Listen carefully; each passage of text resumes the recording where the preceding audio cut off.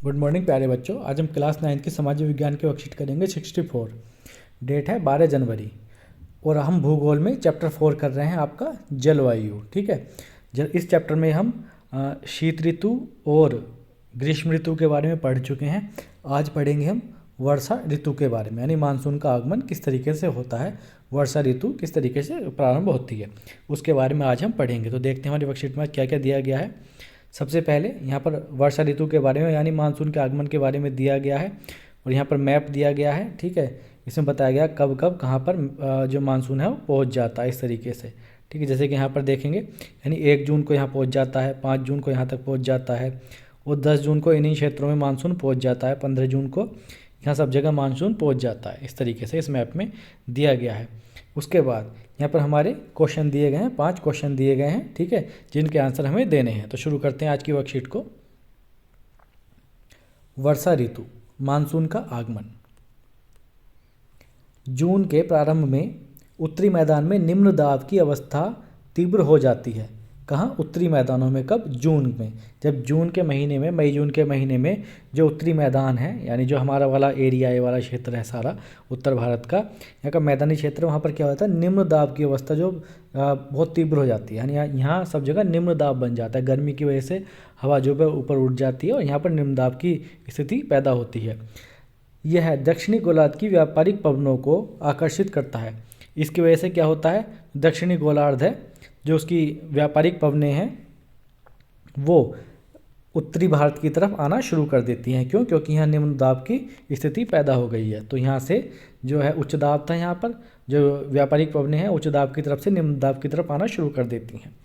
चूँकि ये पवनें गर्म महासागरों के ऊपर से गुजरती हैं, इसलिए ये अपने साथ इस महाद्वीप में बहुत अधिक मात्रा में नमी लाती हैं। ठीक है, ये जो पवनें आती हैं ये जो गर्म महासागर हैं उनके ऊपर से गुजरती हुई आती हैं और वहाँ से क्या लाती हैं, अपने साथ बहुत अधिक मात्रा में नमी लेकर आती हैं। ठीक है, और यही नमी क्या होती है, यहाँ पर आने के बाद जो बारिश शुरू कर देती है और इसे ही मानसून बोला जाता है। ये पवनें तीव्र होती हैं तथा 30 किलोमीटर प्रति घंटा के औसत वेग से चलती हैं। सुदूर उत्तर पूर्वी भाग को छोड़कर ये मानसूनी पवनें देश के शेष भाग में लगभग 1 महीने में पहुँच जाती हैं। यानी इसका मतलब है सुदूर उत्तर पूर्वी क्षेत्र का मतलब कहाँ पर है, मैप में देख लेते हैं। यानी ये वाले जो क्षेत्र हैं, ठीक है, उत्तर पूर्वी भारत के इन वाले क्षेत्रों को छोड़कर ये 1 महीने के अंदर पूरे भारत देश में ये जो पवनें हैं, मानसूनी पवनें फैल जाती हैं। यहाँ पर ये बताया गया है। आगे देखते हैं अब हम।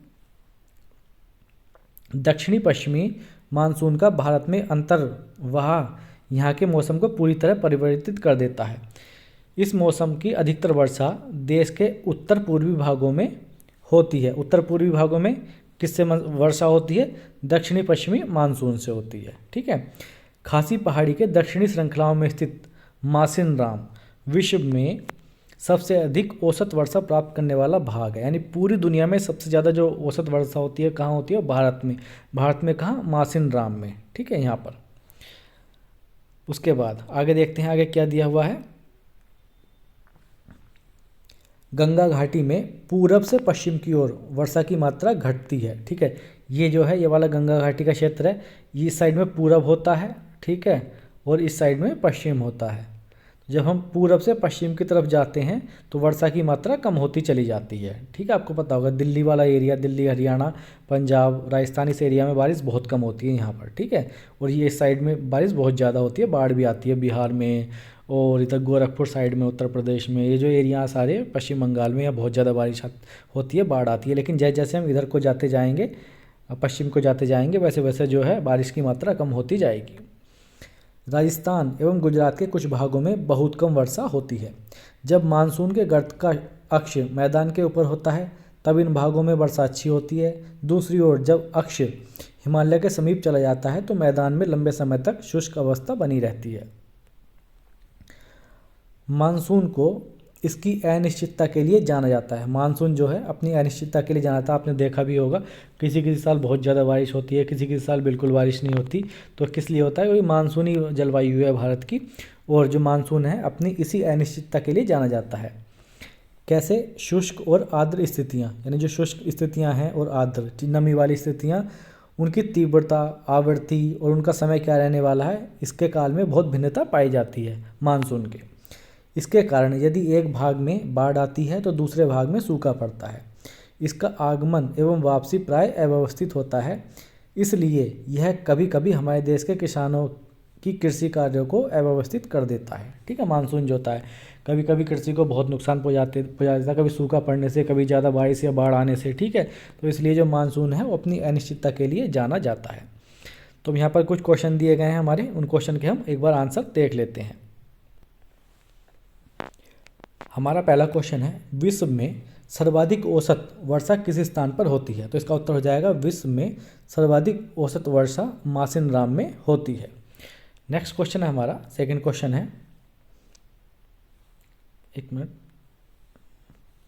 भारतीय उपमहाद्वीप में मानसून कैसे आता है? तो कैसे आता है, यानी जब जून के महीने में, जून के प्रारंभ में उत्तरी मैदानों में निम्न दाब की स्थिति बनती है, तब जो है उसकी वजह से दक्षिणी गोलार्ध की व्यापारिक पवनें जो हैं उत्तरी मैदान की ओर आकर्षित हो जाती हैं। ठीक है, तो इस तरीके से मानसून आता है। किस तरीके से आंसर लिखेंगे हम वो देख लेते हैं। जून के प्रारंभ में उत्तरी मैदानों में निम्न दाब की स्थिति बनती है, जिसकी वजह से दक्षिणी गोलार्ध की व्यापारिक पवनें उत्तरी मैदानों की ओर आकर्षित होती हैं। 30 किलोमीटर प्रति घंटा औसत वेग से चलने वाली ये पवनें जब गर्म महासागरों के पुर से गुजरती हैं तो अपने साथ बहुत अधिक मात्रा में नमी लाती हैं। इस तरह से भारतीय उपमहाद्वीप में मानसून का आगमन होता है। तो हमारा सेकंड क्वेश्चन का आंसर हो जाएगा। आपको इसी तरीके से आंसर को लिखना है। नेक्स्ट क्वेश्चन है हमारा, भारत एक समय में एक हिस्से में भारी बाढ़ और दूसरे हिस्से में सूखे का अनुभव क्यों करता है? क्यों करता है? क्योंकि जो मानसून है वो अपनी अनिश्चितता के लिए जाना जाता है। ठीक है, ये शुष्क और आर्द्र स्थितियां हैं, उनकी तीव्रता, आवृत्ति और समय जो है उसमें बहुत ज़्यादा भिन्नता पाई जाती है। ठीक है, इसीलिए कभी कभी एक हिस्से में सूखा पड़ता है तो दूसरे हिस्से में बाढ़ की स्थिति पैदा हो जाती है। तो कैसे लिखेंगे हम इसका आंसर? भारत की जलवायु मानसूनी जलवायु है। मानसून को इसकी अनिश्चितता के लिए जाना जाता है। यहाँ शुष्क और आर्द्र स्थितियों की तीव्रता, आवृत्ति और समय में बहुत भिन्नता पाई जाती है। इसी वजह से भारत एक समय में एक हिस्से में भारी बाढ़ और दूसरे हिस्से में सूखे का अनुभव करता है। नेक्स्ट क्वेश्चन है, अब यहाँ पर हमें 2 क्वेश्चन दिए गए हैं रिक्त स्थान भरने के। पहला दे रखा था, गंगा की घाटी में डैश से डैश की ओर वर्षा की मात्रा घटती है। तो कहाँ से? पूरब से। ठीक है, और कहाँ तक? पश्चिम की ओर जाने पर क्या होता है? वर्षा की मात्रा घटती है। मैंने आपको मैप में समझाया था। तो इसका आंसर क्या हो जाएगा यहाँ पर? यहाँ पर तो आ जाएगा हमारा पूरब और यहाँ पर आ जाएगा हमारा पश्चिम। ठीक है, पूरब से पश्चिम की ओर वर्षा की मात्रा घटती चली जाती है। नेक्स्ट है हमारा, मानसून पवनें डैश को छोड़कर एक महीने में देश के अधिकांश भागों में पहुँच जाती हैं। कहाँ छोड़कर? सुदूर उत्तर पूर्वी भाग को छोड़कर। ठीक है, यहाँ पर क्या लिख देंगे हम? सुदूर उत्तर पूर्वी भाग को छोड़कर एक महीने में देश के अधिकांश भागों में पहुँच जाती हैं मानसूनी पवनें। ठीक है, तो इस तरीके से हमने अपने 5 क्वेश्चन किए। अगर आपको वीडियो अच्छी लगी तो वीडियो को लाइक करना और शेयर करना। Thank you, thanks a lot.